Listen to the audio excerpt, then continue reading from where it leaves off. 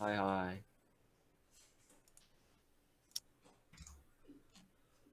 잘 보이실까요?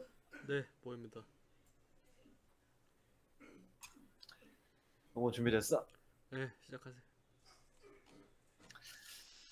네. 모지공 20번째 발표 시작하도록 하겠습니다. 일단 오늘 제가 준비한 거는 제목은 모레부터 반도체 칩까지인데 반도체가 어떻게 만들어지는지에 대한 이야기를 좀 해보려고 합니다.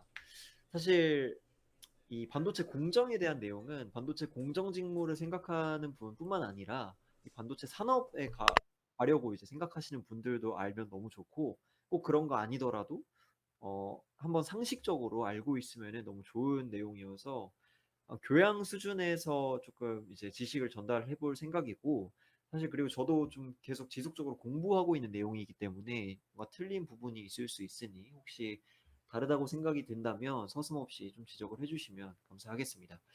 네, 일단은 발표를 진행해 보도록 할게요. 네, 반도체는 이제 반도체 흔히 말해서 8대 공정을 지나서 반도체가 만들어지게 됩니다.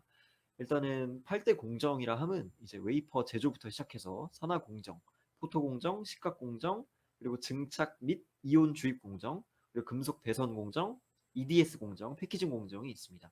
그래서 이 각각의 공정들마다 대표적으로 어떤 일을 하는지에 대해서 좀 설명을 드리려고 하고 오늘 간단하게나마 조금 알고 가시면 좋은 자리가 될 것 같아요. 네, 첫 번째는 웨이퍼 제조입니다. 일단 웨이퍼 제조를 말하기 앞서서 웨이퍼가 뭔지 좀 알아야겠죠. 웨이퍼는 반도체 집적 회로를 만드는 데 사용되는 주 재료입니다. 그래서 이런 원판 많이들 보셨을 거예요. 그래서 이런 원판을 웨이퍼라고 불러요. 그리고 제가 지금 이렇게만 보면은 어느 정도 사이즈인지 혹시 잘 모를까 봐 이게 실제로 제가 찍은 사진인데 이게 제 손입니다. 그래서 이 사진을 보시면 그 이게 제 손이면 한 대충 손바닥만 하다고 보시면 됩니다. 그래서 좀 생각보다 크지 않다라는 거고, 물론 웨이퍼들마다 좀 굉장히 천차만별의 크기를 자랑을 하지만 웨이퍼가 그렇게 생각보다 크지 않았다라는 점이 저는 좀 와닿았고요. 그리고 굉장히 가볍습니다. 굉장히 가벼웠다라는 점. 일단은 좀 특징이었고, 어쨌든 이런 원판을 이제 웨이퍼라 부른다라고 일단 좀 말씀을 드리고 싶습니다. 그래서 웨이퍼는 알겠는데 웨이퍼를 그래서 어떻게 만들 거냐에 대한 내용인데 웨이퍼는 사실 저희가 흔히 보는 모래 있죠. 모래사장에 있는 모래들. 모래들에서 굉장히 순수한 규소, 이제 화학 원소로, 원소 기호로는 SI라고 불리는 그 규소를, 실리콘을, 이제 이렇게 순수한 실리콘을 원기둥으로 쫙 뽑아낸 것을 저희는 인곳 혹은 한국어로 주괴라고 부릅니다. 근데 보통 인곳이라고 부르는 게 더 많아서 인곳이라고 설명을 하도록 하겠습니다. 어쨌든 인곳을 이렇게 쭉 만듭니다. 근데 사실 보시면 좀 원기둥처럼 보이지만 위에 좀 뾰족한 게 있잖아요. 이거는 웨이퍼 제조 공정 안에서 이런 식으로 만들어지는 거라서 사실 좀 대충 원기둥이라고 생각하시면 됩니다. 그래서 이 원기둥으로 만들어진 거를 얇게 이렇게 슬라이스 치듯이 자르게 되면 원판이 생기겠죠. 원기둥을 이렇게 슬라이스를 하니까 그 원판을 저희는 웨이퍼라고 부르고 있습니다. 근데 사실 여기서 끝이 나면 안 되고 이 사진을 보시면 굉장히 매끄러운 거 보이시나요? 그래서 이렇게 엄청 매끄럽게 만드는 작업이 필요한데 그거를 연마액을 뿌려서 연마한다 해서 이제 웨이퍼 표면을 연마한다라고 표현을 하게 되겠습니다. 그래서 이런 식으로 연마를 해주면 웨이퍼 제조 공정이 좀 끝이 난다라고 생각을 하시면 되겠습니다. 일단 웨이퍼 제조 과정은 사실 여기서 좀 끝인데 넘어가기 전에 좀 용어에 대해서 좀 알아둘 필요는 있어서 한번 여기서 용어를 짚고 넘어가도록 하겠습니다. 앞에서 설명했던 것처럼 웨이퍼는 반도체 집적 회로의 핵심 재료로 웜형의 판을 의미하고 있습니다. 그리고 다이라는 게 있는데요. 사실 앞에서 사진을 보면, 제가 찍은 사진을 보면 굉장히 작은 사각형들이 반복적으로 붙어 있는 게 좀 보이시나요? 이 작은 사각형 하나를 저희는 다이라고 부르고 있어요. 그래서 이제 이 사각형 하나하나가 그 엄청 밀집되어 있는 전자회로, 그 집적 회로들이 이제 만들어져 있다고 보시면 되겠습니다. 그래서 그 다이 하나가 결국 칩 하나가 되고 어쨌든 작은 사각형 하나를 다이라 부른다라고 생각하시면 되겠습니다. 그리고 사실 이 앞에 사진을 보면 이 다이가 따닥따닥 붙어 있는 것처럼 보이지만 사실 이 다이들 사이에는 굉장히 얇은 간격을 두고 떨어져 있어요. 그 얇은 간격을 저희는 스크라이브 라인이라고 부릅니다. 이 스크라이브 라인을 따라서 나중에 칩을 절단할 때 이렇게 자르게 되겠죠. 그 자르는 때 필요한 선이라고 보시면 되겠고, 그래서 이러한 선을 기준으로 좀 나뉘어져 있다라고 생각하시면 되겠습니다. 그리고 웨이퍼에는 플랫존이랑 노치라는 게 존재합니다. 웨이퍼의 플랫존이나 노치는 왜 필요하냐면 결국 이렇게 생각하시면 돼요. 웨이퍼 자체는 사실 동그란 원이잖아요. 동그란 원은 사실 돌려도 똑같기 때문에 어디가 위고 아래인지를 파악할 수 없습니다. 근데 그렇게 되면 직접 회로의 위가 어딘지 아래가 어딘지 알아야 되는데 그게 불가능하게 되잖아요. 그래서 그런 걸 알려주기 위해서 이러한 플랫존 혹은 노치가 있다고 보시면 됩니다. 그래서 앞에서 보시면 여러분 그럼 이 웨이퍼는 노치가 있는 걸까요? 플랫존이 있는 걸까요? 플랫존이요. 그쵸. 플랫존이 있겠죠. 여기 제가 잡고 있는 부분. 그래서 플랫존이 있는데, 그러면 플랫존도 있고 노치도 있다고 한 노치랑 플랫존의 차이는 뭐냐? 하면 뒤에 적혀 있었지만, 뭐냐면, 플랫존을 하게 되면 자른 만큼 당연히 다이를 생성하지 못하게 되겠죠. 하지만 노치는 굉장히 조그마한 흠집이라고 보시면 되기 때문에 좀 더 효율이 높다라고 볼 수 있겠습니다. 그래서 이제 노치는 좀 더 다이를 많이 만들 수 있다라는 점이 특징이 된다라고 생각하시면 되고 왜 있는지는 거의 비슷한 이유다라고 생각하시면 되겠습니다. 네. 그래서 이것도 제가 실제로 제가 찍은 사진인데 이 작은 사각형 하나가 다이고요. 여기 안에 엄청나게 집적되어 있는 회로가 있다고 보시면 되겠습니다. 그래서 이 칩을 보는 약간 돋보기라고 해야 될까요? 돋보기가 있어요. 그 돋보기를 안에 이렇게 위에 올려서 보면 굉장히 미세하게 선들이 이어져 있는 것을 확인할 수 있습니다. 어쨌든 이것이 칩 하나다, 다이 하나다라고 보시면 되겠고요. 다음 공정은 산화 공정입니다. 산화 공정은 앞에서 저희가 만들었던 실리콘 웨이퍼 있죠. 그 위에 산화막이라는 것을 이렇게 만드는 것을 산화 공정이라고 해요. 그럼 산화막을 왜 만들까? 밑에 있는 역할이 그것을 설명하고 있습니다. 그래서 공정 시에 발생하는 불순물. 그러니까 웨이퍼가 저희가 굉장히 뭐랄까 되게 순수한 규소로 만들었다고 했잖아요. 그 규소로 만들었는데 거기 혹시라도 먼지가 쌓이게 되면 당연히 칩의 성능이 이제 좀 문제가 되겠죠. 네. 문제가 되겠죠. 그런 먼지들이 쌓이는 거나 혹은 불순물을 막아주기 위해서 실리콘 표면을 보호해 준다고 보시면 되겠습니다. 그리고 또한 웨이퍼에 배선들이 엄청 많이 깔리게 되는데 그 배선들 사이사이에 서로 간섭을 한다던가 합선이 이루어지면 당연히 안 되겠죠. 그래서 그러한 배선이 합선되지 않도록 하는 절연막의 역할도 한다고 합니다. 그러면 이 산화막을 어떻게 만들까라고 생각을 한다면 총 두 가지가 있다고 하는데요. 하나는 건식 산화고 하나는 습식 산화입니다. 이 두 개의 장단점이 너무 뚜렷해서 그 장단점에 대해서 설명을 좀 해보도록 할게요. 일단 건식 산화 같은 경우에는 산소만을 이용해서 산화막을 만들게 됩니다. 그래서 산소만을 이용하기 때문에 굉장히 느린 속도로 만들어져요. 그러다 보니까 단위 시간 동안 당연히 얇은 막을 형성되겠죠. 왜냐면 느리게 만들어지니까 같은 한 시간을 만들더라도 얼마 못 만들고 끝나게 되겠죠. 그래서 얇은 막을 형성된다고 하고 그 대신에 굉장히 정기적 특성이 좋은 산화물을 만들 수 있다고 합니다. 그래서 그게 건식 산화고요.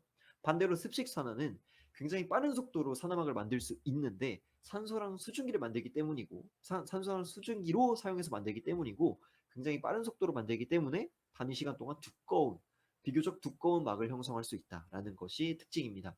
그래서 건식 산화에 비해서 약 5배에서 10배 정도 더 두꺼운 산화막을 형성할 수 있다고 합니다. 세 번째는 이제 포토 공정입니다. 포토 공정에서 포토는 저희가 흔히 알고 있는 사진이랑 같은 의미라고 보시면 돼요. 그래서 왜 포토 공정인가 하면은 그 옛날에 저희 흑백 사진을 만들어낼 때 암실에 들어가서 어떤 빛을 쏴서 만들었다는 거 혹시 알고 계신가요?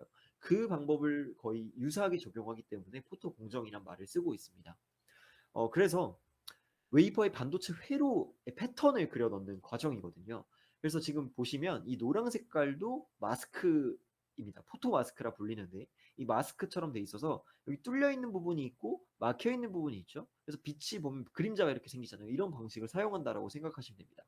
그래서 지금 이 오른쪽에 있는 사진도 제가 실제로 직접 본 포토 마스크의 사진인데 제가 촬영을 해봤을 때 이렇게 생겼습니다. 그래서 지금 잘 보시면 이 회색이 있고 이렇게 투명한 데가 있잖아요. 이 투명한 데가 이제 빛이 통과하는 데라고 생각하면 되고, 이 회색 부분이 이제 당연히 빛이 통과하지 못하는 부분이라고 생각하시면 되겠습니다.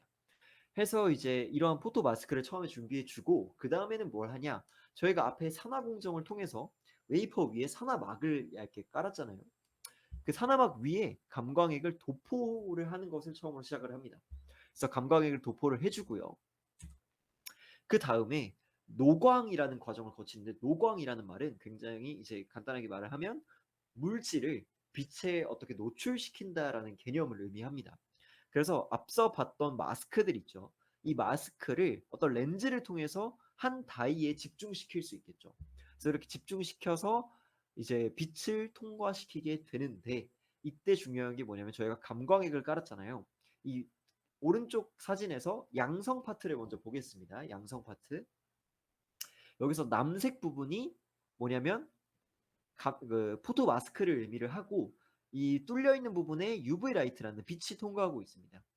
그리고 감광액을 보라색으로 표현하고 있고, 밑에 산화막 웨이퍼 순서로 그려져 있는데, 감광액이 빛이 닿은 부분에 없어져 있고 빛이 닿지 않은 부분은 감광이 남아 있는 거 보이시나요? 우린 이걸 양성 감광액이라고 부릅니다.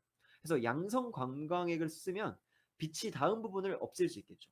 이런 식으로 패턴을 당연히 그릴 수 있겠죠. 반대로 음성 감광액 같은 경우에는 빛이 닿은 부분만 감광이 살아있고 빛이 닿지 않은 부분은 감광이 사라지게 됩니다.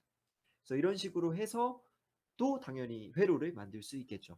그래서 이러한 적절한 방법들을 사용을 해서 우리가 원하는 회로 패턴을 어떤 웨이퍼 위에 그려 넣는 과정을 우리 포토 공정이라고 합니다. 그렇게 포토 공정이 끝나면 다음 공정이 시각 공정으로 넘어가게 되는데, 이 시각 공정 같은 경우에는 또 두 가지가 있어요. 일단 두 가지를 설명하기 전에 시각 공정이 뭐냐에 대한 설명을 먼저 드리면, 자, 여기 위에 그림을 좀 보실게요. 위에 그림 보면 노광, 아까 봤죠? 빛을 통과시켜서 이제 감광액을 남기는 거잖아요. 그래서 이렇게 감광액을 남겼죠. 이 감광액이 없는 부분, 감광액이 없는 부분의 산화막을 제거하는 행위를 우리 시각 공정이라 합니다. 그래서 보시면 시각 보실까요? 시각 보시면 감광액이 없는 부분만 이렇게 잘 이쁘게 깎여 나간 게 보이시죠? 그래서 이렇게 만들려는 게 지금 시각 공정이거든요. 그래서 시각 공정에는 어떤 방식으로 있을까라고 생각을 한다면 두 가지가 있습니다. 습식이랑 건식이 있는데요. 앞서서 산화 공정에서도 저희가 이 건식 산화랑 습식 산화가 봤죠. 여기에 건식과 습식이 같냐라고 본다면 조금 다를 수 있습니다. 하지만 이름이 좀 비슷하다 것 뿐이니 조금 다른 의미라는 걸 좀 다시 설명을 드릴게요.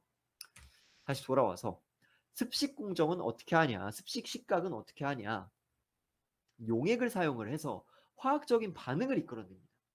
그러다 보니 장점은 뭐냐면, 장점은 뚜렷해요. 비용이 굉장히 쌉니다. 비용이 굉장히 저렴하게 형성되어 있고 속도는 굉장히 빠르다라는 거, 그리고 공정 역시도 굉장히 단순하게 되어 있기 때문에 장점이 될 수 있겠죠. 하지만 정확도가 굉장히 낮다라는 게 단점인데요. 이 정확도가 낮다는 게 무슨 말이냐면, 밑에 있는 방향성을 좀 예로 들면서 말씀을 드릴게요. 여기 있는 PR 있죠. PR이 여기 위에 있는 감광액을 말을 하고 있습니다. 그래서 이 용액을 뿌리면은 감광액 밑에 있는 부분까지 이렇게 침식이 돼요. 그래서 정확도가 당연히 떨어지게 되겠죠. 왜냐면 저희는 감광액이 없는 부분만 깎고 싶은데 지금 감광이 있는 부분까지 건드리고 있잖아요. 그래서 이런 부분이 단점이다 라고 볼 수 있겠지만, 반대로 건식은 이제 가스, 그 속에 있는 플라즈마를 사용을 해서 이제 깎아냅니다. 그러다 보니 굉장히 높은 정확도를 자랑하는데, 보시면 정확히 감광액이 없는 부분만 깎아낸 걸 확인할 수 있겠죠. 네, 이 방법이 이제 건식 식각이라고 볼 수 있겠고, 단점으로는 당연히 굉장히 비싼 비용을 갖고 있고 속도가 느리며 공정 자체가 굉장히 복잡하다라는 거를 갖고 있습니다. 하지만 요즘 이제 반도체 기술이 발전하게 되면서 너무 집적도가 높아지고 습식으로는 만들 수 없다 보니 건식 식각, 이 드라이 애칭이 굉장히 많이 사용하고 있다라는 것을 알고 넘어가면 좋겠습니다. 다음은 이제 증착 및 이온 주입 공정입니다. 증착 및 이온 주입 공정이 굉장히 좀 어려운 말처럼 보이지만, 굉장히 쉽게 말해서는 웨이퍼에 반도체의 성질을 입힌다라고 보시면 됩니다. 웨이퍼 자체가 반도체가 아닌가? 라고 생각할 수 있지만, 웨이퍼 자체는 사실 반도체는 아니고 반도체가 되기 위한 과정인 거라고 볼 수 있겠죠. 그래서 아까도 말씀드렸지만 웨이퍼가 굉장히 순수한 규소로 이루어져 있다라고 했죠. 규소는 원소 그 주기율표에서 봤을 때 14족에 해당합니다. 탄소랑 같은 그 14족 그 같은 족 원소인데요. 14족 원소 같은 경우에는 굉장히 안정적인 것으로 유명하기 때문에 사실 전기가 잘 통하지 않아야 돼요. 그러다 보니 이 순수한 웨이퍼에 불순물을 추가를 해서 저희는 전기적 성질을 입히려고 합니다. 그래서 밑에 있는 2번부터 설명을 드릴 건데 이 14족 원소로 이루어져 있는 규소에 13족 원소, 그러니까 이제 전자가 하나 적은 혹은 15족 원소, 전자가 하나 더 많은 원소를 강제로 주입을 하게 되면 당연히 전자가 하나 없고 혹은 많음으로써 전기적인 성질을 갖게 되는 거죠. 전기가 통하게 되는. 전기가 통하게 되는 걸 저희는 도체라고 부르는데 도체의 성질을 여기서 입히는 겁니다. 그리고 1번을 설명드리면 그리고 방막을 얇은 방막 자체가 굉장히 얇은 막이라는 의미를 갖고 있는데 이 방막을 입힘으로써 회로들 간에 서로 어떤 합선이 되지 않도록 간섭을 하지 않도록 구분 지어주고 또 보호해주는 절연막의 이제 그 역할을 하게 됩니다. 자, 서로 구분 지어주고 보호해준다는 절연막이라는 거는 결국 부도체의 그 역할인 거죠. 그러다 보니 1번을 통해서 부도체 성질을 갖게 되고 2번을 통해서 도체 성질을 갖게 되기 때문에 도체 성질과 부도체 성질을 모두 갖는다라고 하여 반도체가 되는 겁니다. 그래서 사실 증착 및 이온 주입 공정이 이제 정말 진정으로 웨이퍼를 반도체로 만드는 과정이라고 볼 수가 있겠죠. 네, 이렇게 사실 굉장히 깊게 들어가면 굉장히 어려운 과정이지만 이 정도로 설명하고 넘어가도록 하겠습니다. 다음은 6번째입니다. 6번째는 금속 배선 공정입니다. 금속 배선 공정이라 함은 반도체 회로들이 서로 전기적인 신호가 잘 전달되도록 하는 것이 중요해요. 왜냐하면 사실 앞에서 5단계까지는 서로 소자들만 있는 앞에서 그냥 서로 어떤 그 깎여져 있는 상황만 있는 상황이기 때문에 어차피 서로 신호를 주고받지는 못해요. 하지만 이 신호를 주고받는 이 길, 전기 길 혹은 금속선이라 부르는 이 선을 배선을 해줘야 이제 그제서야 작동을 할 수 있는 거죠. 그러다 보니 이제 반도체에게 진정으로 목적을 부여하는 공정입니다. 소자만 있다고 하더라도 전혀 동작할 수 없기 때문에 배선을 잘 해서 우리가 원하는 목적을 부여하는 거죠. 그렇다면 이 금속에 무슨 금속이나 다 사용할 수 있냐? 그런 건 아닙니다. 그 여러 가지 조건들이 있지만 그 중에 몇 가지 다 만족하는 것들 몇 가지는 이제 하나는 알루미늄, 그리고 티타늄, 텅스텐 등을 사용하고 있다고 합니다. 네, 다음은 이제 7번째 공정인데 7번째 공정은 EDS 공정이라고 해요. 그래서 EDS 공정의 EDS는 이제 줄임말인데 Electrical Die Sorting이라고 부릅니다. 이 영어 뜻 자체가 전기적으로 다이, 아까 저희가 다이 배웠죠? 다이가 뭐였죠? 웨이퍼 안에 웨이퍼 위에 있는 작은 사각형 하나하나를 말하고 있었죠. 그래서 그 전기적으로 이 다이들을 솔팅, 분류하는 과정인 거예요. 그래서 EDS 공정은 전기적 특성 검사를 통해서 이 다이 하나하나, 이 칩들이 잘 이제 동작하는지, 양품인지 혹은 불량품인지를 판단하는 공정이라고 볼 수 있겠습니다. 그래서 이런 원하는 품질 수준에 도달했는지를 확인하게 되고 이를 통해서 이제 아까 말씀드렸던 것처럼 양품과 불량품을 선별하게 되고 또한 여기서 멈추지 않고 불량 칩들 중에서 혹시 지금 당장 수선 가능한가? 가능하다면 양품화 시킬 수 있는가를 통해서 이제 또 양품화도 하게 되고요. 이런 여러 가지 문제점들을 수정하게 되는 과정인 겁니다. 사실 EDS 공정부터는 이제 수율을 높이기 위해 필수적으로 필요한 공정들인데 수율이라는 게 뭔지만 한 번 더 좀 짚고 넘어가도록 하겠습니다. 수율은 사실 반도체 이 시장에서 굉장히 중요한 역할을 하는데요. 수율이란 말은 결함이 없는 합격품의 비율을 설명하고 있어요. 그래서 밑에 제가 지금 식을 적어놨는데 제가 조금 이따가 질문을 드릴 거기 때문에 다들 맞춰주시면 감사하겠습니다. 일단 식부터 설명을 드리도록 할게요. 수율은 설계된 최대 칩수 분의 실제 생산된 전상 칩수를 나타내고 있습니다. 그 비율을 곱하기 100을 하면 퍼센트로 나오게 되겠죠. 그렇다면 여러분 A랑 B 웨이퍼가 있습니다. 지금 여기서 보시면 불량칩은 이렇게 색칠되어 있거나 동그라미 색칠까지 되어 있는 걸 불량칩이라고 해요. A랑 B 중에 수율이 더 높은 것은 어떤 웨이퍼일까요? 네. 지금 주석이가 훨씬 빨랐는데 A라고 답해줬죠. 맞습니다. A를 보시면 결국에는 불량 칩이 색칠된 거라면 정상 칩은 흰색들을 말하겠죠. 딱 봐도 흰색의 비율이 당연히 A가 훨씬 많기 때문에 이제 A의 웨이퍼가 수율이 더 높다라고 이제 판단할 수 있겠고, 그래서 수율이 굉장히 중요한데 앞에서 말씀드렸던 이 EDS 공정은 수율을 높이기 위해 필수적인 공정이라고 볼 수 있겠습니다. 네. 다음 이제 마지막 공정입니다. 벌써 8번째 공정인데 패키징 공정입니다. 패키징 공정은 사실 이 안에서도 굉장히 많은 단계가 있지만 좀 대표적으로 4가지 단계를 조금 설명드리려고 해요. 이 패키징 공정은 이제 저희가 앞에서 만들었던 그 웨이퍼에 있는 칩들이 외부의 신호와 주고받을 수 있도록 해야겠죠. 그리고 그럴 수 있도록 길을 만들고, 그리고 외부 환경, 뭐 온도라던가 어떤 강도, 눌림, 그리고 뭐 그런 것들 외부 환경으로부터 안전하게 보호될 수 있도록 패키징까지 하는 것을 말을 하고 있습니다. 그래서 이 안에서 웨이퍼 절단부터 시작하게 되는데, 앞에서 말씀드렸던 웨이퍼에서 스크라이브 라인 혹시 기억하시나요? 스크라이브 라인을 두고 다이를 구분하고 있다고 했는데 그 스크라이브 라인대로 자르게 됩니다. 웨이퍼를. 그럼 칩들이 나오게 되겠죠. 그 칩들을 저희가 원하는 기판, 뭐 PCB도 있고 여러 가지 기판들이 있겠지만 그 기판 위에 칩을 접착해 줍니다. 하지만 이렇게만 둔다고 칩이 작동하나요? 그렇지 않겠죠. 길을 연결해 줘야 됩니다. 그래서 금선 연결이라고 하는 단계를 거치게 되는데, 이 밑에 있는 사진을 보면 좀 더 이해가 잘 될 수 있을 것 같아요. 그래서 잘 보시면 이 노랑 색깔이 칩이고요. 초록 색깔이 기판입니다. 해서 여기서 옛날에는 전통적인 방식으로는 이 전선을 이렇게 쭉 빼가지고 연결을 했었습니다. 하지만 요즘은 범프라고 하여 볼 형태에 있는 이 형태를 연결을 해가지고 칩과 기판 사이를 연결하고 있습니다. 그래서 이런 방식을 사용하면 더 빠르게 이제 서로 신호를 주고받을 수 있다고 하네요. 그래서 이런 플립칩 방식을 통해서 금선 연결을 하게 되고요. 그렇게 한 다음에 이제 지금 옆에 보이면 성형 공정에서 몰딩 과정을 거치게 됩니다. 그래서 이 부분이 이제 저희가 흔히 보는 칩들이 다 이렇게 생겼죠. 그래서 칩이 안전하게 보호받을 수 있도록 패키징 하는 것까지가 성형 공정이라고 볼 수 있겠고, 어떤 특성, 정의적 특성, 뭐 여러 가지 일정 수준 위까지 도달을 했다고 판단이 되면, 테스트까지 끝나게 되면 그제서야 우리 소비자의 품으로 이제 제공되게 되는 거겠죠.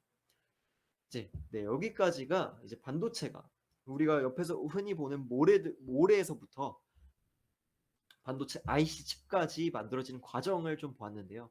그래서 굉장히 사실 간단하고 이해하기 쉽게 좀 말씀을 드렸고, 사실 깊게 들어가면 굉장히 어려운 공정들도 많습니다. 그래서 만약 좀 더 관심이 있다면 아마 찾아보시면 더 재밌는 이야기도 많을 테니까 찾아보시면 좋겠고, 오늘 발표는 여기서 좀 마무리하도록 하겠습니다. 혹시 질문이 있을까요?